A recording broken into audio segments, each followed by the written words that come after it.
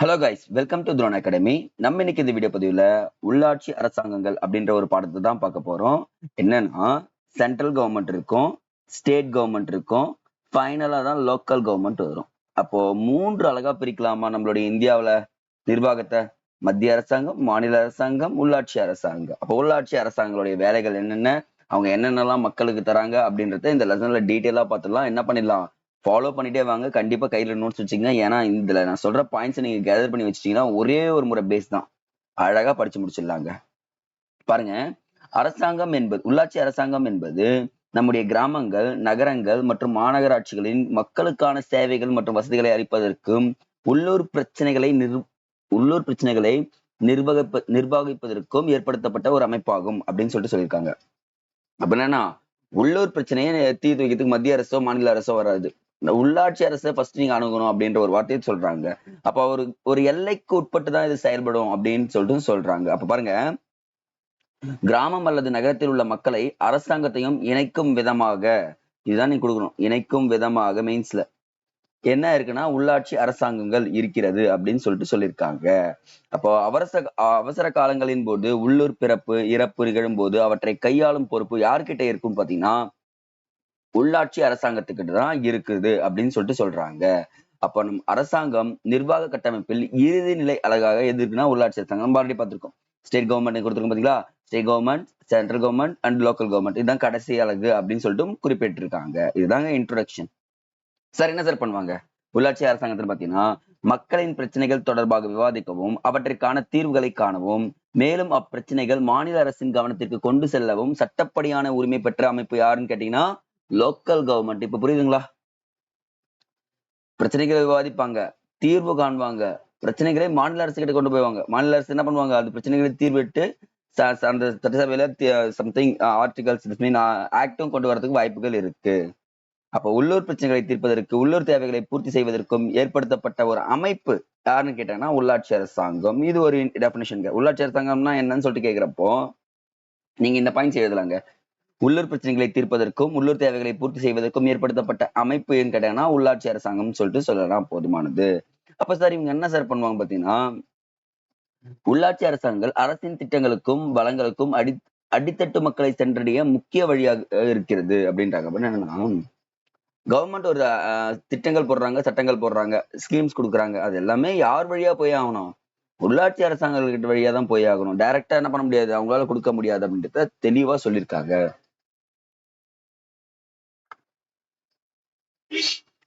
நல்லா கவனிச்சு பாத்தீங்கன்னா உங்களுக்கு ஒரு நல்ல விஷயம் தெரியும்.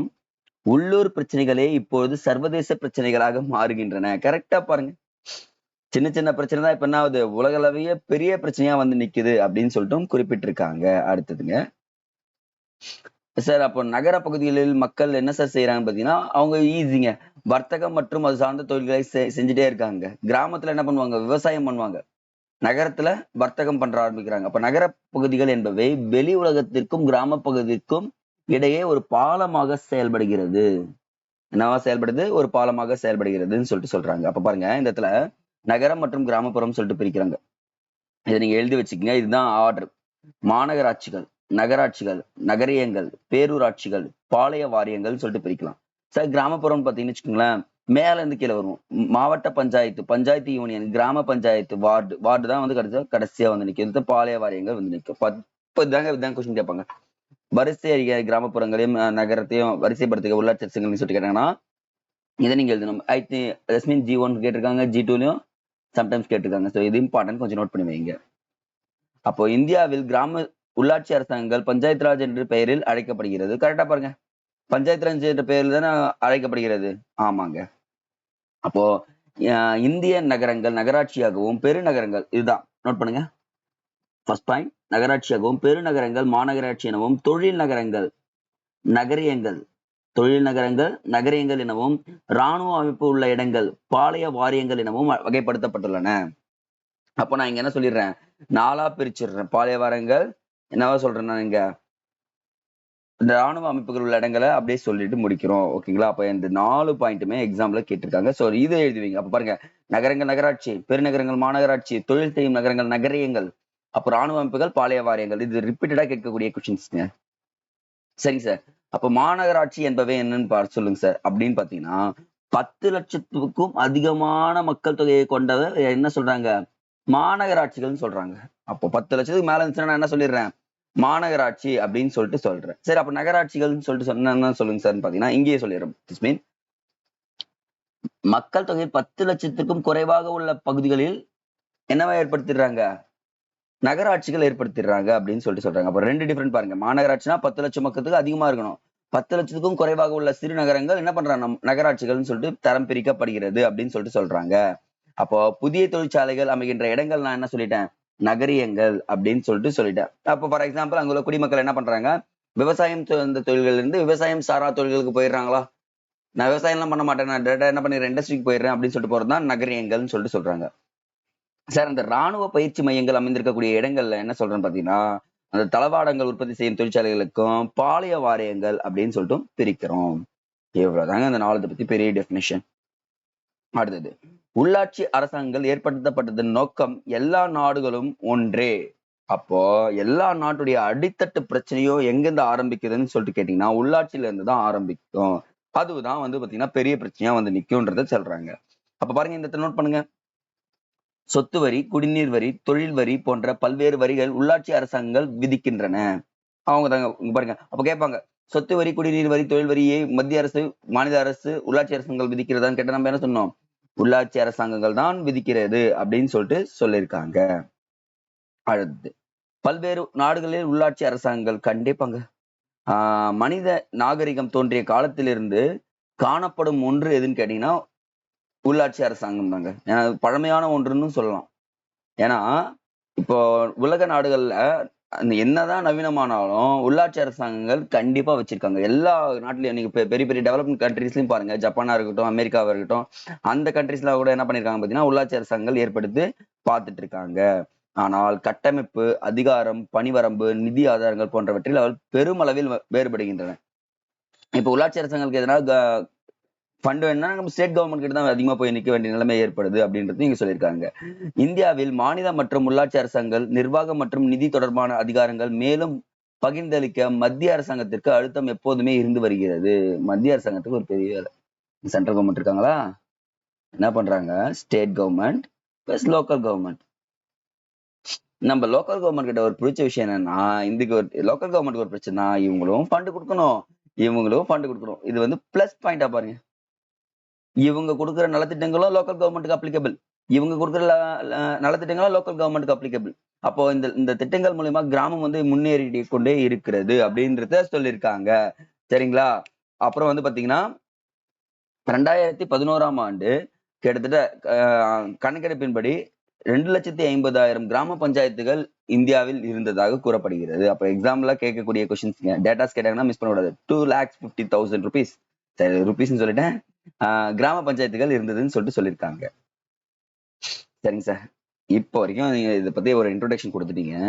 அந்த இந்தியாவில் உள்ளாட்சி அரசாங்கங்களின் தோற்றம் மற்றும் வளர்ச்சி, இப்போ அந்த காலத்துல இருந்து உள்ளாட்சி அரசாங்கங்கள்னு சொல்லிட்டு ஒண்ணு வந்திருக்கும்ல, அதை பத்தி சொல்லுங்க சார் அப்படின்னு சொல்லிட்டு கேட்டீங்கன்னா, இந்தியாவில் உள்ளாட்சி அரசாங்க தோற்றத்தை பற்றி ஆராய்ந்தால் அந்த கிறிஸ்துவ பிறப்பதற்கு முன்பே என்ன பண்ணலாம், அறிஞ்சிக்க முடியும்னு சொல்லிட்டு சொல்லியிருக்காங்க. கிட்டத்தட்ட ஒரு 600 ஆண்டுகளுக்கு, ஜஸ்மின் கிமுன்னு சொல்லுவாங்கல்ல, அந்த அந்த காலத்துக்கு போகலாமே. அந்த ஜன மதத்தை தோற்றுவித்த மகாவீரர், இங்க இடத்துல 2 கொஸ்டின் அடங்குங்க, நோட் பண்ணிங்க. புத்த மதத்தை தோற்றுவித்த கௌதம புத்திரர் போன்றோர் தோன்றியிருக்காங்க. அவங்க எல்லாம் என்ன சொல்றாங்க பாத்தீங்கன்னா, இவங்களே கிராம முறையை பத்தி வகைப்படுத்தி சொல்லியிருக்காங்க. அப்ப புத்தர் மற்றும் மகாவீரர் ஏற்படுத்திய மத அமைப்புகளில் மக்களாட்சி நடைமுறையில் முடிவுகள் எடுக்கப்பட்டன. அப்ப மக்களாட்சி நடைமுறையில் என்ன பண்ணிருக்காங்க, முடிவுகள் எடுக்கப்பட்டிருக்குன்னு சொல்லிட்டு சொல்லியிருக்காங்க. அப்ப மக்களாட்சினா என்ன சார், மக்களே மக்களுக்காக மக்களால் நடத்தும் ஆட்சி தான் மக்களாட்சி. மக்கள் தான் அந்த என்ன பண்ணுவாங்க, உயர்ந்த அதிகாரம் கொண்டு இருப்பாங்க. அப்ப கௌட்டில்யர் எழுதியிருக்காரு அர்த்த சாஸ்திரத்துல, அதுல என்ன சொல்லியிருக்காங்க, கிராம நிர்வாகம் பற்றி விரிவாக சொல்லியிருக்காரு. மௌரியர் ஆட்சி காலத்திலும் கிராமமும் மாவட்டமும் நிர்வாகம் அழகாக இருந்ததுன்னு சொல்லிட்டு குறிப்பிட்டிருக்காரு. அப்ப இந்த இடத்துல அந்த காலத்துல இருந்தே மக்களாட்சி, கிராம நிர்வாகம், கிராமமும் மாவட்டமும் நிர்வாகம் சொல்லிட்டு அழகழகா பிரிச்சு நிர்வாகம் பண்ணிருக்காங்கன்னு சொல்லிட்டு சொல்லியிருக்காங்க. அடுத்தது, இந்த உள்ளாட்சி அரசாங்கங்கள் பற்றி சிறிதளவே ஆதாரங்கள் கிடைச்சிருக்கு. ஆனால் தென்னிந்திய கடைகோடியில் பாண்டியர் காலத்திலும் தென்மத்திய இந்தியாவில் பல்லவர் காலத்திலும் என்ன ஆயிருக்குன்னு பாத்தீங்கன்னா உள்ளாட்சி அரசாங்கங்கள் ஆஹ் செயல்பட்டமைக்கான ஆதாரங்கள் கிடைச்சிருக்குங்க. அப்ப பாருங்க, யாருடைய காலத்துல வந்து பாத்தீங்கன்னா அதிகமா இருந்துச்சுன்னா முக்கியமா இந்த சோழர் காலத்திலும் களப்பிலர் காலத்திலும் சிறிதளவு தான் இருந்திருக்கு. பாண்டியர் காலத்திலும் பல்லவர் காலத்திலும் உள்ளாட்சி அரசங்கள் இன்னும் ரொம்ப பெருசா பேசுறாங்க. ஏன்னா இந்த இடத்துல தான் வந்து பாத்தீங்கன்னா நிர்வாக கட்டமைப்பு உருவாச்சுன்னு சொல்றாங்க. முக்கியமா இந்த சோழர் காலத்துல காஞ்சிபுரம் மாவட்டம் உத்தரமேலூர்ல கண்டெடுக்கப்பட்ட முதலாம் பரந்தக சோழனின் கல்வெட்டுன்னு ஒண்ணு இருக்குங்க. அது உள்ளாட்சி அரசாங்கங்களை பற்றி விரிவாக கூறுகிறதுங்க. அவ்வளவுதாங்க, முடிஞ்சுச்சுங்க. இதாங்க கொஸ்டின் கேட்பாங்க, நிறைய டைம் கேட்டிருக்காங்க எனக்கு தெரிஞ்சு. இந்த உத்தரமேலூர் கல்வெட்டு எதை பற்றி கூறுகிறதுனா குட ஓலை தேர்தல் முறையை பற்றி கூறுகிறது. அந்த உத்தரமேலூர் கல்வெட்டு எந்த மாவட்டத்தில் இருக்குன்னா காஞ்சிபுரம் மாவட்டத்தில் இருக்கு. இந்த உத்தரமேலூர் கல்வெட்டை வடிவமைத்தவர் யாருன்னு சொல்லிட்டு கேட்டாங்கன்னா முதலாம் பரந்தக சோழன், சோழ வம்சத்தை சேர்ந்தவர். பாருங்க, ஒரே ஒரு லைன் தான். கிட்டத்தட்ட நம்ம என்ன சொல்லலாம், 10ல இருந்து 5 கொஸ்டின் ஃப்ரேம், சரி 10ல இருந்து 5 இல்ல, ஒரு 3 கொஸ்டின் ஃப்ரேம் பண்ணலாங்க. இதுதாங்க இது சொல்லி முடிக்கிறாங்க. அப்போ அந்த இடத்துல என்ன சொல்றாங்க பாத்தீங்கன்னா, ஊர் மற்றும் மகா சபை என 2 விதங்களாக பிரிக்கிறார்கள். 3வது வகைதான் என்னது, நகரம், வியாபார மையங்களாக இருக்கிறது. 4வது நாடு எனவும் பிரிக்கிறாங்க. அப்ப பாருங்க, சோழர் காலத்துல ஊர், மகா சபை, நகரம், நாடு அப்படின்னு சொல்லிட்டு நிர்வாகத்துக்கு பிரிச்சு வச்சிருக்காங்க. அப்போ 9ஆம் நூற்றாண்டுகள்ல பார்த்தோம்னா வச்சுக்கோங்களேன், அரசாங்கங்கள் செயல்பட்டதுக்கான சான்றுகளும் கிடைச்சிருக்கு. நாடு மற்றும் நகரம் என 2 அமைப்புகளே இருந்ததுக்கான சான்றுகளும் இருக்கிறது. இவங்களுடைய வேலை என்னன்னு பாத்தீங்கன்னு வச்சுக்கோங்களேன், நிர்வகித்தல், வரி வசூல் செய்தல், பெரிய மூலதனம் தேவைப்படுகின்ற பணிகளுக்கு கடன் வழங்குதல், இதெல்லாமே செஞ்சிருக்காங்க. அப்ப சார், இந்த ஊர் மற்றும் மகாசபை என்ற 2 அமைப்புகளும் அரசின் கட்டளைகளை அமுல்படுத்தும் அதிகாரிகளுக்கு துணை புரிந்தன. இப்போ ஒரு அரசர் இருப்பாரு, அவர் அழகை பிரிச்சிடுறாரு, இந்த அழகை நீங்க வச்சுக்கோங்க அப்படின்னு சொல்லிட்டு பிரிச்சுட்டாலும் அந்த நிர்வகிக்கும் அமைப்புக்கு ஒருத்தரை நியமிப்பார்ல, அவர் நியமிச்சு என்ன பண்றாங்க, என்னென்ன நலத்திட்டங்கள் வேணும்னு சொல்லிட்டு சொல்றாங்க. இப்ப நம்ம ஃபார் எக்ஸாம்பிள் அப்படியே டெவலப்டு பாருங்களேன், சென்ட்ரல் கவர்மெண்ட் இருக்கு, லோக்கல் பாடி எலெக்ஷன் நடத்துது.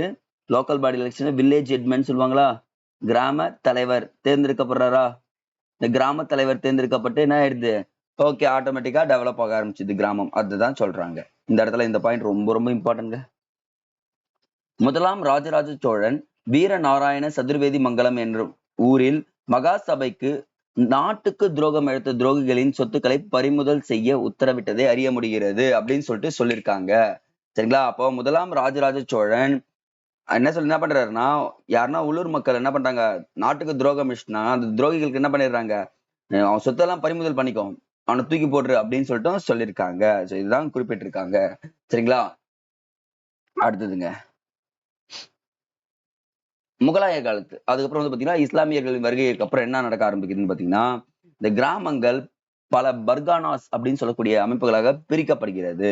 சரிங்களா? அப்போ அந்த சர்க்கார்கள் பல கிராமங்களை கொண்ட தொகுதிகளாகவும் பிரிக்கப்பட்டிருக்கிறதா சொல்றாங்க. அந்த பர்காஸ் அப்படின்னு சொல்லக்கூடிய விஷயங்கள் இருந்துச்சுங்க. ஆனா இந்த பிளாசி போர்னு ஒரு போர் நடந்துச்சுங்க. எக்ஸாக்டா பாத்தீங்கன்னு வச்சுங்களேன், 1757.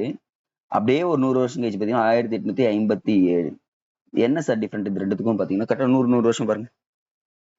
ஆங்கிலேயர்கள் ஆங்கில கிழக்கத்தின் காலூன்றிய ஒரு காலம்னா அந்த பிளாசி போர் தான்.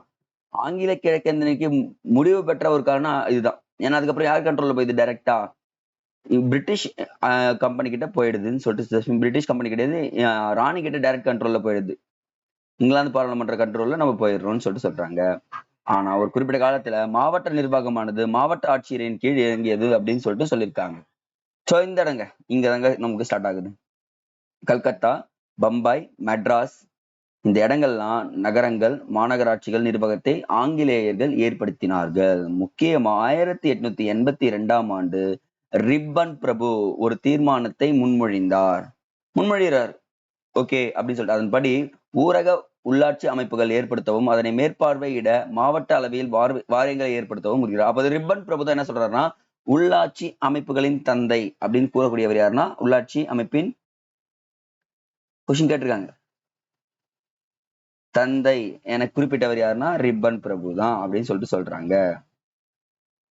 அடுத்தது மாவட்ட வாரியங்கள் பணிகள் 1909 ஆண்டு காவல், கல்வி, கிராம துப்புரவு ஆகிய முதலியவை மட்டுமே உருவாக்கப்பட்டது. அந்த மின்டோ மார்லி சீர்திருத்தம் சொல்லிட்டு சொல்லுவாங்கப்பா. இதுல இந்த இடத்துல என்ன பண்றாங்கன்னா, காவல், கல்வி, கிராம துப்புரவு இது மட்டும் தான் ஏற்படுத்தி பண்றாங்க.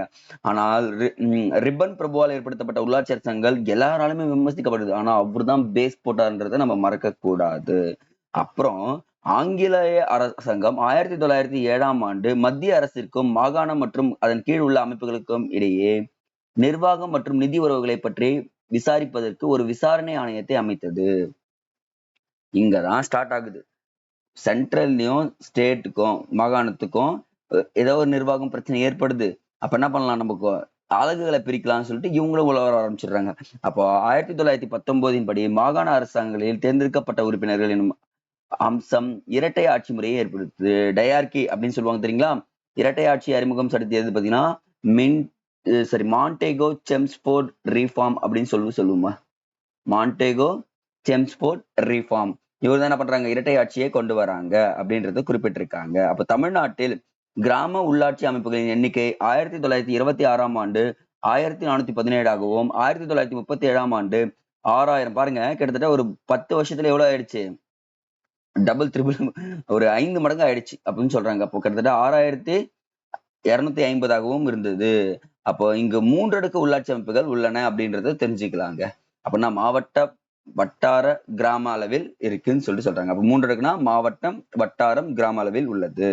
சோ சின்ன சின்ன மாற்றங்கள் போ ஏற்படுத்தி கொண்டே இருந்தாங்க இந்த முக்கியமா இதுல கிராம நிர்வாகத்துலன்னு சொல்றாங்க. சரி, ஓகே, இது ஒரு பாயிண்ட் நோட் பண்ணுங்க. இந்த ஆங்கிலேயர்கள் இருக்காங்கல்ல, அந்த பிரித்தாளும் சூழ்ச்சியில தலை சிறந்து விளங்கக்கூடியவர்கள்ங்க. என்னங்க சார் சொல்றீங்க அப்படின்னு சொன்னா உண்மைங்க. ஏன்னா இவங்க இரட்டை ஆட்சி முறையை அறிமுகம் செய்து இந்த பக்கம் கவர்னருங்க, பிரிட்டிஷ் கவர்னர், இந்த இந்திய ஆட்சியாளர்கள், இந்தியன் அபிஷியல் சொல்லலாமா, இந்தியன் அபிஷியல் இருப்பாங்க. நான் என்ன பண்றப்பா, டிரான்ஸ்பர்ட் லிஸ்ட், ரிசர்வ்டு லிஸ்ட்னு சொல்லிடுறேன். நான் சில துறைகளை நானே வச்சுக்கிறேன், சில துறைகளை உங்ககிட்ட கொடுத்துட்றேன். இப்ப ஃபார் எக்ஸாம்பிள் காவல், சட்டம் ஒழுங்கு, நிதி, இதெல்லாமே என்கிட்ட இருக்கட்டும். உங்ககிட்ட என்ன கொடுக்குறேன், ஏன்னா நீங்க வந்து சுதந்திரம் கேட்குறீங்க என்கிட்ட. அப்ப நான் என்ன கொடுத்துட்றேன், கல்வி, அக்ரிகல்ச்சர், அந்த சுகாதாரம், இதெல்லாமே நீங்க வச்சுக்கோங்க அப்படின்னு சொல்லிட்டு கொடுத்துறாங்க. இதுல முக்கியமான விஷயம் பாருங்க, இது எல்லாத்தையும் நான் மேம்படுத்தணும்னா எனக்கு என்ன தேவைப்படுது, நிதி தேவைப்படுது. இப்பயும் நான் யார்கிட்ட போய் தான் நின்னாகணும், கவர்னர் கிட்ட தான் போய் நின்னாகணும். இங்க தாங்க புரியுதுங்களா சார்? நீங்க என்ன பண்றீங்க, நான் மாண்டேகோ செம்ஸ்போர்ட்ல எனக்கு சுதந்திரம் வேணும்னு சொல்லிட்டு கேட்கிறப்ப நீ என்ன பண்றீங்க, டிரான்ஸ்பர்ட் லிஸ்ட், ரிசர்வ்டு லிஸ்ட்னு ஒண்ணு கொடுக்குறீங்க. இதுல என்ன பண்ணிடுறீங்க, கவர்னர் கிட்ட இதெல்லாம் ஒதுக்கப்பட்டு மீதி எல்லாமே யார்கிட்ட போயிடுது, அபிஷியலா இவர்கிட்ட போயிடுது. இதுதாங்க இவங்க பிரச்சனையே ஸ்டார்ட் ஆச்சு. அப்புறம் இந்தியா சுதந்திரம் அடையுதுங்க. இந்தியா சுதந்திரம் அடைஞ்ச உடனே என்ன ஆயிடுது, 1947ஆம் ஆண்டு சுதந்திரம் அடைஞ்ச உள்ளாட்சி அரசாங்கங்கள் புத்துயிர் விட்ட பல்வேறு முயற்சிகள் ஏற்படுத்தப்படுது. கிராம பஞ்சாயத்துன்னு சொல்றாங்க, என்னென்னமோ கொண்டு வராங்க. ஆனா லட்சுமண் நாராயணன் என்பவர் சுதந்திர இந்தியாவுக்கு காந்திய அரசியலமைப்பு தொடர்பான, இதுதான் முக்கியம், ஒரு திட்டத்தை, வரைபடத்தை தயாரிக்கிறாரு. அதுல குடிமக்களுக்கு என்ன வேணும்னு சொல்றாருன்னா, சமூக பொருளாதார அரசியலில் பஞ்சாயத்துகள் இருக்கும்படி அவர் கொடுத்துறாரு. அப்ப எல்லாத்துக்குமே பஞ்சாயத்து இருந்தா மட்டும்தான் என்ன பண்ண முடியும், கொஞ்சம் டெவலப் பண்ண முடியும் அப்படின்ற ஒரு விஷயத்தை இவர் வெளிப்படையா சொல்லிடுறாருங்க. அடுத்தது, ஆனா இந்த பாயிண்ட் ரொம்ப ரொம்ப இம்பார்ட்டன்ட் காய்ஸ், நோட் பண்ணுங்க. 1949ஆம் ஆண்டு நவம்பர் 26ஆம் தேதி இந்திய அரசால் ஏற்றுக்கொள்ளப்பட்ட இந்திய அரசியலமைப்பின் பகுதி 4 பார்ட் 4 டிபிஎஸ்பில என்ன சொல்றாங்கன்னா, விதி 40ங்க. இந்த கொஸ்டின், விதி 40, அரசு கிராம பஞ்சாயத்துகளை ஏற்படுத்த நடவடிக்கை எடுக்க வேண்டும் அப்படின்னு சொல்லிட்டாங்க. ஆஹா, அப்ப நம்ம கான்ஸ்டிடியூஷன்ல கிராம பஞ்சாயத்தை ஏற்படுத்த வேணும்னு சொல்லிட்டு நடவடிக்கை இருக்குன்னு சொல்லிட்டு கேட்டாங்கன்னா, ஆமா இருக்குங்க. கம்பல்சரி என்ன பண்ணணும், எல்லாருமே கிராம பஞ்சாயத்தை உருவாக்கணும் அப்படின்னு சொல்லியிருக்காங்க. அப்போ டிபிஎஸ்பில என்ன சொல்லியிருக்காங்க பாத்தீங்கன்னா, 1952ஆம் ஆண்டு பேராதரவுடன் சொல்லுவாங்க, சமூக மேம்பாட்டு திட்டம் தொடங்கப்பட்டது. அப்ப கூட்டு முயற்சியின் மூலம் கிராமங்கள் சமூக பொருளாதார மாற்றத்தை உறுதி செய்வதாக இது இருந்ததுன்னு சொல்லியிருக்காங்க. இப்போ பல 5 ஆண்டு திட்டங்கள் பார்த்துருப்போம், 12 5 திட்டங்கள் இருக்கு. இதுல 2வது 5 திட்டத்துல 1956 அந்த கிராம பஞ்சாயத்து அமைப்பு ரீதியாக உயர்நிலைகளில் உள்ள மக்கள் நிர்வாக அமைப்புகளுடன் இணைக்கப்பட வேண்டும் என்று பரிந்துரைக்கப்பட்டது. அப்ப பாருங்க, முதல் வேளாண்மைக்கு முக்கியத்துவம் தராங்க, 2வது தொழிற்சாலை கொடுக்குறாங்க, 2வது 5 திட்டத்துல தான் என்ன சொல்றாங்க, கிராம பஞ்சாயத்துகளும் அமைப்பு ரீதியாக இணைக்கப்பட வேண்டும் அப்படின்னு சொல்லியிருக்காங்க. அதுக்கப்புறம் 1957ஆம் ஆண்டு திட்ட வடிவமைப்பு குழு ஒன்றை பல்வந்த் ராய் மேத்தா, இந்த இடத்துல கொஸ்டின், குரூப் அப்படின்னு போட்டுடுறேன். குரூப்னா ஜீனா குரூப் 1 இருக்கலாம், குரூப் 2 இருக்கலாம், குரூப் 4 இருக்கலாம். 1957ஆம் ஆண்டு திட்ட வடிவமைப்பு குழு ஒன்றை ஏற்படுத்துறாங்க. அது யாரோட தலைமையில்னா பல்வந்த் ராய் மேத்தா தலைமையில் மத்திய அரசாங்கம் அமைத்தது. அப்ப கொஸ்டின் கேட்பாங்க, யாருடைய தலைமையில் வந்து பாத்தீங்கன்னா பல்வந்த் ராய் மேத்தா குழு அமைக்கப்பட்டதுன்னு பாத்தீங்கன்னா மத்திய அரசாங்கத்துடைய தலைமையில் தான் அமைக்கப்பட்டிருக்குன்னு சொல்லிட்டு சொல்றாங்க. இவங்க 2 பரிந்துரைகளை கூறுறாங்க. நிர்வாகம் பரவலாக்கப்பட வேண்டும். ஃபர்ஸ்ட் பாயிண்ட் என்னது? நிர்வாகம் பரவலாக்கப்பட வேண்டும். செகண்ட் பாருங்க, நிர்வாகம் உள்ளாட்சி அமைப்புகளில் கட்டுப்பாட்டில் இருக்க வேண்டும். அப்ப நிர்வாகம் என்ன பண்ணணும்? உள்ளாட்சி அமைப்புகளுடைய கட்டுப்பாட்டுல இருக்கணும் அப்படின்னு சொல்லிட்டு குறிப்புகள் கூறப்பட்டிருக்கு. அடுத்ததுங்க, பிரதிநிதிகளை பற்றி சொல்லியிருக்காங்க. அதுக்கப்புறம் மாவட்ட அமைப்பு ஒரு ஆலோசனை வழங்கும் அமைப்பாக மட்டுமே இருக்க வேண்டும் இவங்களுடைய பரிந்துரையில. அப்படியே நோட் பண்ணுங்க. சும்மா நீ செயல்படுத்தலாம் இருக்கக்கூடாது, ஆலோசனை வழங்கும் அமைப்பா இருக்கணும்னு சொல்லிட்டு சொல்லியிருக்காங்க. சரிங்க சார். வேற எதனா குழு அமைச்சாங்க கேட்டாங்கன்னா, பஞ்சாயத்து அமைப்புகளின் செயல்பாடுகளை ஆராய அதன் இந்திய அரசாங்கம் இந்த இடத்துல 1997 இங்க பாருங்க, 1957 பல்வந்த் ராய் மேத்தா குழு, 1977 கிட்டத்தட்ட 20 வருஷம் கழிச்சு அசோக் மேத்தா குழு, இதுதான் ஆர்டர். ஒரு குழு அமைப்புறாங்க. அவங்களும் என்ன பண்றாங்க? பரிந்துரைகள் பண்ணுவாங்களா? அப்ப சொல்றாங்க பாருங்க, அனைத்து பணிகளும் ஒருங்கிணைத்து தனது கட்டுப்பாட்டில் வைத்திருக்க வேண்டும் அப்படின்னு சொல்லிட்டு முடிச்சிடுறாங்க. அப்ப முதல் பரிந்துரை என்ன சொல்றாங்க பாத்தீங்கன்னா, மாவட்ட பஞ்சாயத்து நேரடியாக மக்களால் தேர்ந்தெடுக்கப்பட்ட அமைப்பாக இருக்க வேண்டும். முதல்ல என்ன சொல்றாங்க பாத்தீங்கன்னா, மாவட்ட பஞ்சாயத்து மக்களால் தேர்ந்தெடுக்கப்பட்ட அமைப்பாக இருக்க வேண்டும். இரண்டாவது பாருங்க, உள்ளாட்சி அரசாங்கத்தின் ஒரு அழகாக இல்லாமல் மாவட்ட பஞ்சாயத்தின் ஒரு இடைநிலை ஆதரவாக செயல்பட வேண்டும் அப்படின்னு சொல்லிட்டு சொல்றாங்க. அப்ப அசோக் மேத்தா 1978 என்ன பண்ணிடுறாரு? தன்னுடைய அறிக்கைகளை சமர்ப்பிச்சிடுறாரு அப்படின்றதையும் குறிப்பிட்டிருக்காங்க. சோ இதனுடைய எதிரொலியாக தாங்க என்ன நடக்குதுன்னு பாத்தீங்கன்னா, கர்நாடகா, மகாராஷ்டிரா, ஆந்திர பிரதேசம், மேற்கு வங்கம், குஜராத் போன்ற மாநிலங்கள் பஞ்சாயத்து சட்டங்கள் கொண்டு வரப்பட்டது அப்படின்றதும் குறிப்பிட்டிருக்காங்க. சோ உள்ளாட்சி அரசாங்கங்கள் வலுப்படுத்த இது மட்டும் இல்லாம 1978 முதல் 1986 வரை அனுமந்த் ராவ், அப்புறம் GVK ராவ் குழு மற்றும் LM சிங்வி குழு போன்ற குழுக்கள் ஏற்படுத்தப்பட்டன. இது பல முறை குரூப் கொஸ்டின்ல கேட்டதுங்க, TNPSC கொஸ்டின்ஸ்ல. இப்ப ஃபார் எக்ஸாம்பிள் அனுமந்த் ராய் குழு எதுக்காக அமைக்கப்பட்டதுன்னு சொல்லிட்டு கேட்டாங்கன்னா, கிராம பஞ்சாயத்து. பல்வந்த் ராய் மேத்தா அதுதான். அப்போ ஒவ்வொரு குழுவும் எந்தெந்த ஆண்டுகள் அமைக்கப்பட்டிருக்கு அப்படின்னு சொல்லிட்டு சொன்னா போதுமானது. நம்ம ராஜீவ் காந்தியும் என்ன பண்ணாங்க? ரொம்ப பாடுபட்டாங்க. ராஜீவ் காந்தி அரசாங்கத்தால் 1989ஆம் ஆண்டு கொண்டு வரப்பட்ட 64வது மற்றும் 65வது சட்ட திருத்தம் மிக முக்கியமான நிகழ்வுங்க. ஆனால் அது எங்க நிறைவேற்றப்படலன்னா, மாநிலங்களவையில் நிறைவேற்றப்படல. மக்களவையில் நிறைவேற்றுறாங்க, அப்படியே நிறுத்திட்டாங்க. பல முயற்சிகள் எடுக்கிறாங்க, இது என்னவோ பண்ணி வந்தே ஆகணும்னு சொல்லிட்டு. அப்போ 1992ஆம் ஆண்டு தான் இதனுடைய சட்ட திருத்தங்களா கொண்டு வராங்க. அப்பதான் வருது 73வது மற்றும் 74வது சட்ட திருத்த மசோதாவை 1992ஆம் ஆண்டு நாடாளுமன்றத்தில் அறிமுகப்படுத்தி இறுதியில் 1993ஆம் ஆண்டு இரு அவைகளிலும் நிறைவேற்றப்பட்டது. இப்பதான் பஞ்சாயத்து ராஜ் என்ற ஒரு அமைப்பே உள்ள வராங்க. அப்ப பாருங்க, இந்த சட்ட திருத்தம் வந்து பாத்தீங்கன்னா 73வது சட்ட திருத்தமும் 74வது சட்ட திருத்தமும் இந்திய அரசியலமைப்பில் பகுதி 9 மற்றும் 9A என இரு பகுதிகளை இணைத்தது. கொஸ்டின் கேட்பாங்க, 73 என்ன சொல்லணும்? 9. 74 என்ன சொல்லணும்? 9A என இரு பகுதிகளை இணைச்சிடுறாங்க. அதில் சட்டப்பிரிவுகள் 243 முதல் 243 ZG வரை உள்ளது. இதுதாங்க கிராம பஞ்சாயத்துடைய ஆர்டிகல்ஸ். நோட் பண்ணுங்க, 243 முதல் 243 ZG வரை உள்ளது. சரிங்க சார். இப்ப என்ன பண்ண போறோம்னா, 73வது அரசியலமைப்பு சட்ட திருத்தம் அமலாக்கம் மற்றும் அதன் விளைவுகளை பத்தி நம்ம பார்க்கலாங்க. ஃபுல்லாவே பார்க்கலாம், லைன் பை லைனா. அப்ப பஞ்சாயத்து அமைப்பு என்ற ஒன்றை ஏற்படுத்த வேண்டும் என 73வது அரசியலமைப்பு சட்ட திருத்தத்தின் மூலம் சேர்க்கப்பட்ட சட்டப்பிரிவு 243B கூறுகிறது. ஆல்ரெடி நம்ம பார்த்துட்டோம். DPSP ஆர்டிகல் 40 என்ன சொல்லுது? பஞ்சாயத்தை ஏற்படுத்தி கொடுத்துருங்க ஒவ்வொரு மாநிலத்துக்கும் சொல்லிட்டு. ஆனா இங்க பஞ்சாயத்து சேர்க்கப்பட வேண்டும் என 243B கூறுகிறது அப்படின்னு சொல்லிட்டு சொல்றாங்க. அப்போ ஒரு கிராம பஞ்சாயத்தின் எல்லையை யார் நிர்ணயிக்கிறார்னா, மாநில ஆளுநர் நிர்ணயிப்பார் அறிக்கை மூலமாக. அப்போ ஒன்றுக்கு மேற்பட்ட கிராமங்களை உள்ளடக்கி இருக்கலாம்னு சொல்லிட்டு சொல்றாங்க. புரியுதுங்களா? ஈஸியாங்க. அப்ப ஆளுநர் கிட்ட தான் என்ன இருக்கு? கிராம பஞ்சாயத்தின் எல்லையை நிர்ணயிக்க அதிகாரம் இருக்கு அப்படின்னு சொல்லிட்டு சொல்றாங்க. ஆனா இந்த சட்டசபையிலும் என்ன பண்ணணும்? பேசணும் அப்படின்றதையும் குறிப்பிட்டிருக்காங்க. அப்ப மாநில அரசுக்கு பஞ்சாயத்துகளை அமைப்பதிலும் பஞ்சாயத்து ஒன்றியங்களை அமைப்பதிலும் முழு சுதந்திரத்தை இந்த இடத்துல என்ன கொடுத்துட்டாங்க பாருங்க. அப்ப பஞ்சாயத்துகளை நிர்வகிக்கும் அமைப்பு யார்கிட்ட இருக்குன்னு பாத்தீங்கன்னா, மாநில அரசாங்கத்துக்கிட்ட நிறையவே இருக்கு அப்படின்றத கொடுத்துடுறாங்க. அப்ப பாருங்க, மாநிலையே ஆளுநர் நிர்ணயிக்கிறாரு, அவர் கையெழுத்து போட்டு தான் கொடுப்பாரு. ஆனா முழு சுதந்திரம் யார்கிட்ட இருக்குன்னு பாத்தீங்கன்னா, மாநில அரசு கிட்ட தான் இருக்கு அப்படின்றாங்க. அப்போ அரசியலமைப்பில் ஒரு புதிய அட்டவணையாக 11வது அட்டவணை சேர்க்கப்பட்டது. அது கட்டாய பணிகள், விருப்ப பணிகள் என பஞ்சாயத்தின் 3 அடுக்கை தருகிறது அப்படின்னு சொல்லிட்டு சொல்றாங்க. இப்போ ஃபார் எக்ஸாம்பிள் பாருங்க, கிராம அளவில் கிராம பஞ்சாயத்து உள்ளது, மாவட்ட அளவில் மாவட்ட பஞ்சாயத்து உள்ளது. 20 லட்சத்துக்கு மேல் மக்கள் தொகை கொண்ட மாநிலங்களில் கிராம மற்றும் மாவட்ட பஞ்சாயத்துகள் அளவில் இடைநிலை பஞ்சாயத்துகள் உள்ளன அப்படின்னு சொல்லிட்டு குறிப்பிட்டிருக்காங்க.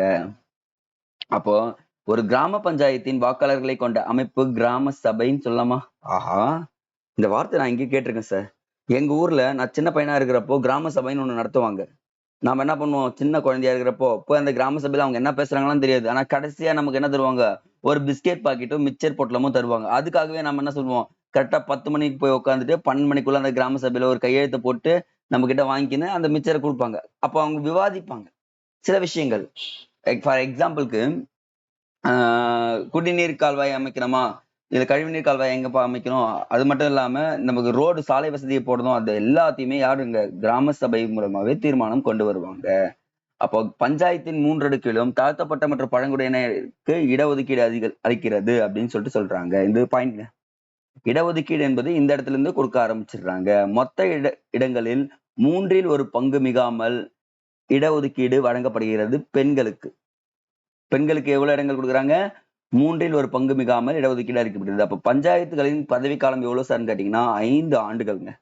5 ஆண்டுகள் பஞ்சாயத்து ராஜ் செயல்படலாம்னு சொல்றாங்க. அப்ப பஞ்சாயத்தின் பொறுப்புகள் என்று என்ன தெளிவாக பார்த்தோன்னா 11வது அட்டவணையில் தெளிவா கொடுத்துருக்காங்க. என்னென்னலாம் உனக்கு வேலைப்பா அப்படின்னு சொல்லிட்டு ஆல்ரெடி நம்ம பார்த்துருக்கோம். சொத்து வரி எல்லாம், குடிநீர் வரி எல்லாம் யார் வசூல் பண்ணணும்? பஞ்சாயத்து தான் பண்ணணும் அப்படின்னு சொல்லிட்டு சொல்றாங்க. அடுத்ததுங்க, 73வது சட்டத்திட்டத்தின் விளைவாக உச்சநீதிமன்றம் அனைத்து உள்ளாட்சி அதிகாரிகளும் அரசாகவோ அல்லது அரசாங்கமாகவோ தான் கருதப்பட்டு அவ்வாறே நடத்தப்பட வேண்டும் என்று கூறியது. நோட் பண்ணுங்க. இந்த மாதிரி டேர்ம்ஸ் எல்லாம் மிஸ் பண்ணக்கூடாது. டைரக்டா சொல்லியிருக்காங்க பாருங்க. உச்சநீதிமன்றம் அதிகாரிகளும் அரசாகவோ அரசாங்கமாகவோ தான் கருத வேண்டும், அவ்வாறே நடத்தப்பட வேண்டும் அப்படின்னு சொல்லிட்டு சொல்றாங்க. அப்ப இந்த இடத்துல என்ன பண்ணோம், நீ ஒரு அரசாங்கம் அப்படின்றத தெளிவா வச்சுக்கோங்க. ஸோ இவங்களுடைய வேலை சேம் தாங்க, நம்ம ஆல்ரெடி பார்த்தது தான் சொல்றாங்க. அந்த மாநில அரசின் திட்டங்களை அமல்படுத்தும் நிறுவனமாக யார் இருக்காங்கன்னு பார்த்தீங்கன்னா லோக்கல் கவர்மெண்ட் இருக்காங்க. இதுதாங்க நான் உங்களோட ரிப்பீட்டடா கேட்கக்கூடியது. சார் லோக்கல் கவர்மெண்ட்டுடைய ஒர்க் என்னன்னு பார்த்தீங்கன்னா ஜஸ்ட் ஒவ்வொரு இடத்துலயும் ஒவ்வொரு டெஃபினேஷன்ல மாநில அரசுகளின் திட்டங்களை அமல்படுத்தும் நிறுவனமாக செயல்படுகிறது இவருடைய வேலை அப்படிங்கிறது. அப்ப நிறைய சொல்லலாம், குடிநீர் இந்த சொத்து வரியிலிருந்து எல்லாத்தையும் வரிகளை வசூல் செய்யறாங்க அப்படின்றதையும் நம்ம குறிப்பிடலாம் அப்படின்றது கொடுத்துருக்காங்க.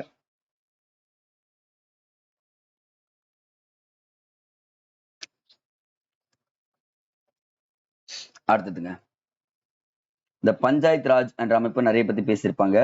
மாவட்ட ஆட்சியரின் கீழ் செயல்படும் மாவட்ட நிர்வாகமானது உத்தரவுகளை நிறைவேற்றும் நிர்வாக அமைப்பாக உள்ளதுன்னு சொல்லிட்டு சொல்லியிருக்காங்க. இதுதாங்க 3 அடுக்கு பஞ்சாயத்து ராஜ் அமைப்புன்னு சொல்லிட்டு சொல்லுவாங்க தெரியுங்களா. 73வது அரசியலமைப்பு சட்டத்தின் மூலமா ஏற்படுத்தப்பட்டது. இங்க கவனிங்க, மாவட்ட பஞ்சாயத்துகள் தேர்ந்தெடுக்கப்பட்ட மற்றும் நியமிக்கப்பட்டவர் இருப்பாங்க. மாவட்ட பஞ்சாயத்துல ஊராட்சி ஒன்றிய குழுல தேர்ந்தெடுக்கப்பட்டவர் மட்டும்தான் இருப்பாங்க. கிராம பஞ்சாயத்துல தேர்ந்தெடுக்கப்பட்டவர் இருப்பாங்க. கிராம சபையில ஒரு கிராமத்தின் அனைத்து வாக்காளர்களும் இருப்பாங்க. ஆலோசனை அமைப்பாக இருக்கும். நம்ம பார்த்துருப்போம், கிராம சபை தான் இம்பார்ட்டன்ட். இது டைரக்ட் கொஸ்டின் மேட்ச் த ஃபாலோயிங்ல கேட்டிருக்காங்க. மாவட்ட பஞ்சாயத்துகள், ஊராட்சி ஒன்றிய குழுக்கள் தேர்ந்தெடுக்கப்பட்டோர், இந்த இடத்துலயும் கிராம பஞ்சாயத்து தேர்ந்தெடுக்கப்பட்ட கிராம சபையில அனைத்து வாக்காளர்களும் ஆலோசனை அமைப்பாக செயல்படுகிறது அப்படின்னு சொல்லிட்டு கொடுத்திருக்காங்க. அப்போ உள்ளாட்சி நிர்வாகமானது பொறுப்புடனும் வெளிப்படைத்தன்மையுடனும் மக்களுக்கு பதிலளிக்கும் கடமைப்பட்டது அப்படின்னு சொல்லிட்டு சொன்னா உண்மைங்க. மத்திய மற்றும் மாநில அரசுகள் மட்டுமல்லாது மாவட்ட மற்றும் கிராம அளவிலும் பிரதிநிதித்துவ அரசாங்கங்கள் ஏற்படுத்த வழிவகுக்கிறது அப்படின்னு சொல்லிட்டு சொல்லியிருக்காங்க. அடுத்தது 74வது அரசியலமைப்பு சட்ட திருத்தம், அதன் விளைவுகள் பத்தி பார்ப்போம். இந்த நகர பகுதிகள், இப்ப நம்ம ஃபுல்லாவே கிராமம் பார்த்தோமா, இந்த நகர பகுதிகள் என்பவை வெவ்வேறு விதமான அளவுகள் கொண்டது. ஏன்னா இந்த நகரங்கள்ல என்ன பண்ணுவாங்க பாத்தீங்கன்னா நிறைய தொழிற்சாலைகள் இருக்குன்னு சொல்லிட்டு பார்த்துட்டோம். ஆனா இங்க பாருங்க, மாநகராட்சிகள், நகராட்சிகள், பேரூராட்சிகள், நகரியங்கள், பாளைய வாரியங்கள், இந்த இடத்துல நோட் பண்ணோம். நம்ம ஆல்ரெடி அங்க பார்த்துட்டோம். மாநகராட்சி தான் ஃபர்ஸ்ட், நகராட்சி செகண்ட், பேரூராட்சிகள் 3, நகரங்கள் 4. நகரியங்கள்ல தொழிற்சாலைகள் அதிகமா நடக்கும். பாளைய வாரியங்கள் யார் இருப்பாங்க, ராணுவ தளவாடங்கள் இருக்குன்னு சொல்லிட்டு சொல்லியிருக்காங்கல்ல, அதுதான் இங்க சொல்லியிருக்காங்க. அப்ப அரசியலமைப்பு 74வது அரசியலமைப்பு சட்டத்தின்படி 1992 இதுல கொஞ்சம் இயர் மட்டும் சேஞ்ச் பண்ணிக்கோங்க. 1992ஆம் ஆண்டு அரசு இதுல வெளியிடுறாங்க. என்ன சொல்றாங்க, ஒரு அவசர கால சட்டமாவே கொடுத்துடுறாங்க. ஒவ்வொரு மாநிலமும் யூனியன் பிரதேசமும் தங்கள் சட்டங்களை தேவையான அளவு திருத்துவதன் மூலமோ மாற்றுவதன் மூலமோ என்ன பண்ணிடலாம், விதிகளை வகுத்து உள்ளாட்சி அரசாங்கங்களை அமைத்திட வேண்டும் அப்படின்னு சொல்லிடுறாங்க. அவ்வளவுதான், முடிச்சிட்டாங்க. உள்ளாட்சி அரசாங்கம் நீ ஏற்படுத்திடு, வேற எதுவும் பண்ணாது அப்படின்னு சொல்லிட்டு சொல்லிடுறாங்க. இந்த இடத்துல நோட் பண்ணுங்க, கிராம சபை கூட்டங்கள் ஆண்டிற்கு 4 முறை நடைபெறுகிறது கிடையாதுங்க. இப்ப என்ன ஆயிடுச்சு, 6 முறை வந்துருச்சுங்க. கரெக்டா 6 டைம்ஸ் வந்துச்சு. இந்த இடத்துல இருக்கு, நோட் பண்ணுங்க. ஜனவரி 26 குடியரசு தினம் கரெக்ட். மே மே 21 மே 1 உழைப்பாளர் தினம் கரெக்ட். ஆகஸ்ட் 15 சுதந்திர தினம் correct. October 2 Gandhi Jayanti correct. இது எல்லாமே விட்டுடலாம். இதுக்கப்புறம் என்ன பண்ணலாம்னா, இந்த மார்ச் 22ங்க, 6 கரெக்டா, மார்ச் 22, நவம்பர் 1, நவம்பர் 1. அப்ப பாருங்க, மொத்தம் 6 தினங்கள் வருதா பாருங்க. 1 2 3 4 5 6. அப்ப என்ன சொல்றாங்கன்னா, ஒரு ஆண்டுக்கு கிராம சபை கூட்டங்கள் எத்தனை முறை நடைபெற வேண்டும் என்றால் 6 முறை நடைபெற வேண்டும். இந்த 6 முறையும் டேட் ரொம்ப ரொம்ப இம்பார்ட்டன்ட். அடுத்தது பேரூராட்சிகளை பத்தி பார்க்கலாங்க. இப்ப மாநகராட்சிகள், பேரூராட்சிகள் ஃபுல்லா பார்த்துட்டே வந்துடலாங்க. ஒரு பகுதி ஊரக பகுதியிலிருந்து நகர பகுதியாக உயரக்கூடிய நிலை இருந்தால் அது பேரூராட்சி. இப்ப புரியுதுங்களா? ஒரு பகுதி ஊரக பகுதியிலிருந்து நகர பகுதியாக மாறக்கூடிய நிலை இருந்தால் அப்படின்னா என்னன்னா, மக்கள் தொகை வந்து 5000க்கும் 15,000க்கும் மிகாமல் இருக்க வேண்டும். அதன் வருவாய் ஈட்டலும் வருவாய் ஆதாரங்களும் ஊராட்சிக்கு என்ற நிர்ணயித்துள்ள வரம்பை விட அதிகரித்திருக்க வேண்டும் அப்படின்னு சொல்லிட்டு குறிப்பிட்டிருக்காங்க. சோ இது இந்த 2 பாயிண்ட் மட்டும் நோட் பண்ணுங்க, வேற எதுவும் தேவையில்லை. அப்ப பேரூராட்சியின் பதவிக்காலம் எவ்வளவு பார்த்தீங்கன்னா 5 ஆண்டுகள் தாங்க. அதிகமாலாம் சொல்லவே இல்லை, நீ 5 ஆண்டுகள் இருந்துக்கோ அப்படின்னு சொல்லிட்டு சொல்லியிருக்காங்க. அப்போ ஒட்டுமொத்த வார்டுகளின் எண்ணிக்கையில் 1/3 பெண்களுக்கு இடஒதுக்கீடு அளிக்கப்படுகிறது. நீங்க நான் கவனிச்சிருப்பீங்க, பஞ்சாயத்துல வர எலெக்ஷன்ல மட்டும் பெண் வேட்பாளர்கள் எப்பவுமே அதிகமா இருப்பாங்க. ஏன்னா அந்த இடத்துல என்ன சொல்லுவாங்க, நீங்க அவங்களுக்கு ஓட்டு மீன் நிக்கிறதுக்கான பார்ட்டிசிபேட்டும் கொடுத்துடணும், அவங்களுக்கு தேர்ந்தெடுக்கான விதிமுறைகளும் கொடுத்துடணும்னு சொல்லிட்டு சொல்லியிருக்காங்க. அப்ப ரிசர்வேஷன்ன்றது உள்ளாட்சி அரசாங்கங்கள்ல அவங்களுக்கு அதிகமா இருக்குன்றது சொல்லியிருக்காங்க. பேரூராட்சியில் தேர்ந்தெடுக்கப்பட்ட ஒருவரை தலைவராகவும் மற்றொருவர் துணைத் தலைவராகவும் செயல்படுகிறார் அப்படின்றது கொடுப்பாங்க. ஜஸ்ட் இன்ஃபர்மேஷன் மட்டும் நோட் பண்ணிக்கோங்க. அடுத்த நகராட்சி.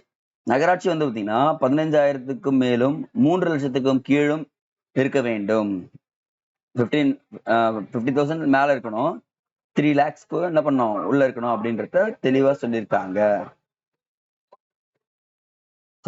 இது ஜஸ்ட் இன்ஃபர்மேஷன் கொடுத்துருக்காங்க. அதே மாதிரி பாருங்க, நகராட்சி உறுப்பினர்கள் மக்களால் ரகசிய வாக்கெடுப்பின் மூலம் தேர்ந்தெடுக்கப்படுகிறார்கள். இதுதான் கொஸ்டின்.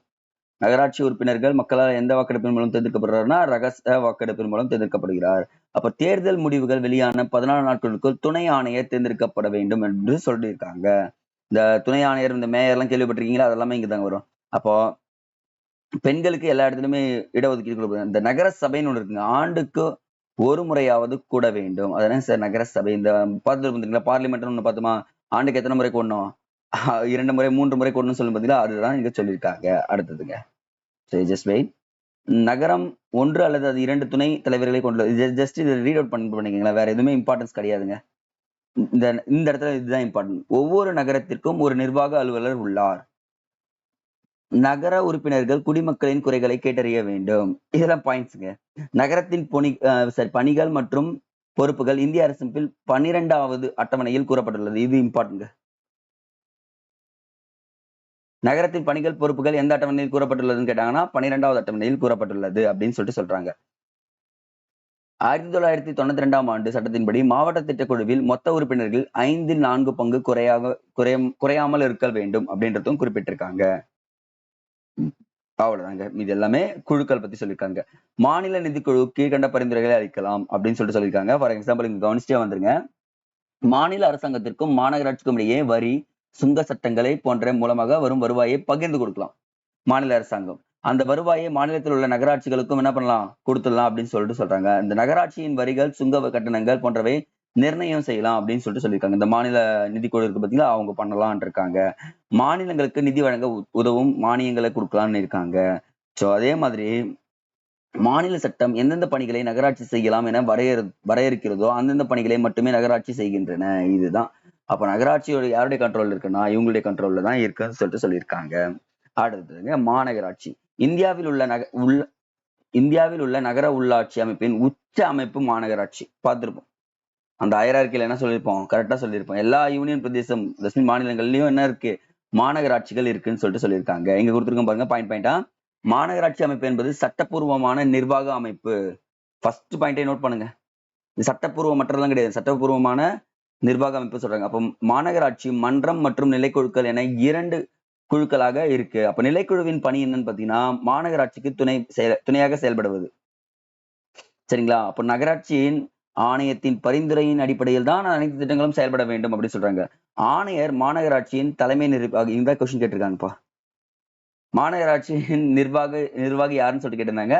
ஆணையராக செயல்பட்டு கொண்டிருக்கிறார்னு சொல்லிட்டு குறிப்பிட்டிருக்காங்க. அடுத்தது, மாநகராட்சி அமைப்பின் பதவிக்காலம் எவ்வளவு ஆண்டுகள் சொல்லுவாங்க? எல்லாத்துக்குமே 5 ஆண்டுகள். எங்குமே நான் 6 ஆண்டுகள் சொல்லவே இல்லைங்க, 3 ஆண்டுகள் சொல்லல, 5 ஆண்டுகள் அப்படின்னு சொல்றாங்க. 74வது சட்ட திருத்தம் என்ன சொல்றாங்க பாத்தீங்கன்னா வார்டு குழுக்களை ஏற்படுத்துகிறதுன்னு சொல்லிட்டு சொல்லியிருக்காங்க. ஸோ இதுதான் இங்க இம்பார்ட்டன்ஸ் பாயிண்ட்ஸ்ங்க. ஸோ மாநகராட்சி நிலைக்குழு உருவாக்கப்பட்டதில் மேயர் இருப்பாரு, துணை மேயர் இருப்பாரு, வார்டு உறுப்பினர்கள் இடம்பெறுவார் அப்படின்னு சொல்லிட்டு சொல்றாங்க. மாநகராட்சி மன்ற உறுப்பினர்கள் யார் தேர்ந்தெடுக்கப்படுறாருன்னா ஒரு துணை மேயரும் என்ன பண்ணுவாரு, தேர்ந்தெடுக்கப்படுகிறார். இப்ப சபாநாயகர் மாதிரி என்ன சொல்றாங்க, தேர்ந்தெடுக்கப்படுறாங்கன்றத குறிப்பிட்டிருக்காங்க. இந்திய அரசியலமைப்பின் 12வது அட்டவணை மாநகராட்சிகள் மேற்கொள்ள வேண்டிய 18 பணிகளை பட்டியலிட்டுள்ளது. 18 பணிகள் எந்த அட்டவணையில் குறிப்பிட்டிருக்கு? 12வது அட்டவணையில் தான் குறிப்பிடப்பட்டிருக்கு அப்படின்றத சொல்லியிருக்காங்க. சரிங்க சார். தமிழகத்தில் உள்ளாட்சி அமைப்புகள் எப்படின்னா என்ன சார் அப்படின்னு பாத்தீங்கன்னா கண்டிப்பா தமிழகத்தில் உள்ளாட்சி அமைப்புகள் இருக்கு. எக்ஸாம்பிளுக்கு 73வது மற்றும் 74வது சட்ட திருத்தத்தின் மூலம் தமிழகத்தில் தேர்தல் ஆணையம் உருவாக்கப்பட்டது. கொஷின்ங்க, பல முறை கேட்கப்பட்ட கொஷின். தேர்தல் ஆணையம் எப்போ உருவாக்கப்பட்டதுன்னு சொல்லிட்டு கேட்டீங்கன்னா 73வது மற்றும் 74வது சட்ட திருத்தத்தின் மூலம் தமிழகத்தில் தேர்தல் ஆணையம் உருவாக்கப்பட்டிருக்கு அப்படின்றத குறிப்பிட்டிருக்காங்க. அடுத்தது, 73வது சட்ட திருத்தத்தின்படி மாற்றங்களை கொண்டு வருவதற்கு தமிழ்நாட்டில் ஏற்கனவே இருந்த பஞ்சாயத்து சட்டம் 1958 மாற்றப்பட்டு புதிதாக 1994ஆம் ஆண்டு சட்டம் இயற்றப்பட்டது. பின்பு 1996ஆம் ஆண்டு திருத்தப்பட்டது. பாருங்க என்னென்ன பண்ணிருக்காங்க பாருங்க. தமிழ்நாட்டுல மட்டும் 58ல ஒரு சட்டம் போட்டிருக்காங்க, அது திருப்பி புதுசா மாத்தினாங்க 94ல. 96ல என்ன பண்றாங்க, அதையும் மாத்திட்டாங்க அப்படின்னு சொல்லிட்டு சொல்றாங்க. அப்ப தமிழ்நாட்டில் முதலில் நடைபெற்ற உள்ளாட்சி தேர்தலில் கிட்டத்தட்ட 1,17,000 நபர்கள் என்ன பண்றாங்க, 3 அடுக்குகளுக்கும் தேர்ந்தெடுக்கப்பட்டார்கள் அப்படின்றது குறிப்பிட்டிருக்காங்க. அடுத்தது, நகர உள்ளாட்சி அரசாங்கம். 74வது சட்ட திருத்தம் பல்வேறு மாநிலங்களில் நகர உள்ளாட்சி அரசாங்கங்களை உருவாக்க வழிவகை செய்கிறது அப்படின்னு சொல்லிட்டு சொல்லியிருக்காங்க. சரிங்க சார். தற்காலிக பிரச்சனைகள் அப்படின்னு சொன்னா என்ன இருக்கான்னு சொல்லி கேட்டீங்கன்னா பல பிரச்சனைகள் இருக்குங்க உள்ளாட்சி அரசாங்கத்துல. ஏன்னா முதலில் உள்ளாட்சி அமைப்புகள் குறிப்பிடத்தக்க அளவுக்கு பொறுப்புகளை அதிகப்படுத்த வேணும். ஆமாங்க, உள்ளாட்சி அரசாங்கத்துக்கு என்ன பண்ணணும், நீ பொறுப்புகளை இன்க்ரீஸ் பண்ணு, அப்பதான் என்ன பண்ணும் இருக்கு. இது முன்னே என்னன்னா மாநில அரசுகிட்டே நம்ம போய் நிக்கிற மாதிரியே இருக்கு அப்படின்ற ஒரு விஷயம் சொல்றாங்க. 2வது, கிராம நீதிமன்றங்கள் காவல்துறையானது முழுமையாக மாநில அரசின் கட்டுப்பாட்டில் உள்ள நிலையில் அது சாத்தியப்படாது. சில இடங்கள்ல நம்ம பார்த்திருப்போம் சில ஹாலிவுட் மூவிஸ் எல்லாம், இந்த ஷெரீப்னு சொல்லுவாங்க தெரியுங்களா, அவங்க எல்லாம் இருப்பாங்க, அந்த மாதிரி கொண்டு வாங்க அப்படின்னு சொல்லிட்டு சொல்லியிருக்காங்க. சரி, ஓகேங்க. ஜஸ்ட் லாஸ்ட் இன்ஃபர்மேஷன் பாருங்க. இந்தியாவில் இதுவரை 18 மாநிலங்களில் என்ன பண்ணிருக்காங்க பாத்தீங்கன்னா மட்டும்தான் சட்டசபையில் உள்ளாட்சி அமைப்புகள் ஏற்படுத்த வேண்டிய இசைவு ஏற்படுத்தப்பட்டுள்ளது. ஆஹா, இவ்வளவு பாருங்க, 28 மாநிலங்கள்ல 18 மாநிலங்கள் தான் என்ன பண்ணணும், சட்டசபையை ஏற்படுத்தணும்னு சொல்லிட்டு சொல்லியிருக்கிறதா கூறப்பட்டிருக்கு. ஸோ இது எல்லாமே இன்ஃபர்மேஷனா நீங்க தெரிஞ்சுக்கிட்டா போதுமானது. பட் நான் எப்பவும் சொல்றேன், இந்த இடத்துல சின்ன சேஞ்சஸ்ங்க. 25 மாநகராட்சிகள் இப்ப இருக்குங்க தமிழ்நாட்டுல தற்போது. லாஸ்டா 4 ஜாயின் பண்ணாங்க. 21 இருந்துச்சு, லாஸ்டா என்ன பண்ணாங்க, 4 ஜாயின் பண்றாங்க. திருவண்ணாமலை, புதுக்கோட்டை, காரைக்குடி அப்படின்னு சொல்லிட்டு சில சேர்த்திருக்காங்க. அது கொஞ்சம் நீங்க ஜஸ்ட் பார்த்து வச்சுங்க. அப்போ எத்தனை மாநகராட்சிகள் இருக்குன்னு சொல்லிட்டு கேட்டாங்கன்னா 25. சார் புக்ல 15 தான் இருந்துச்சுன்னா சொல்லக்கூடாது. கரண்ட் அப்டேட்ன்றது கையில இருக்கணுங்க. அப்பதான் நம்மளால என்ன பண்ண முடியும், எக்ஸாம்ல கொஞ்சம் இன்னும் நிறைய மார்க்ஸ் ஸ்கோர் பண்ண முடியுன்றத நம்ம சொல்றோம். சரிங்களா? சரிங்க, இந்த இன்ஃபர்மேஷனோட உள்ளாட்சி அரசாங்கங்கள் முடிவடைகிறது. நன்றி.